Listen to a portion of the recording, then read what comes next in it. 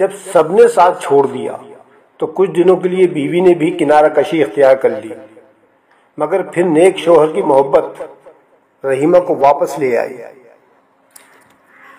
حضرت ایوب علیہ السلام کے پھولوں سے ہر وقت پانی رستا رہتا تھا، اور بدبو کا یہ عالم تھا کہ پڑوسی ان سے عاجز آ گئے تھے۔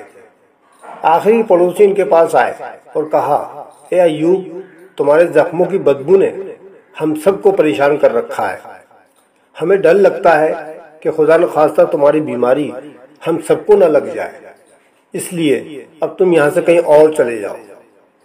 ان سب نے حضرت ایوب علیہ السلام کو اپنے قریے یعنی بستی سے نکال دیا۔ بیوی نے حضرت ایوب علیہ السلام کو ٹاٹ میں لپیٹا اور دوسرے گاؤں چلی گئی۔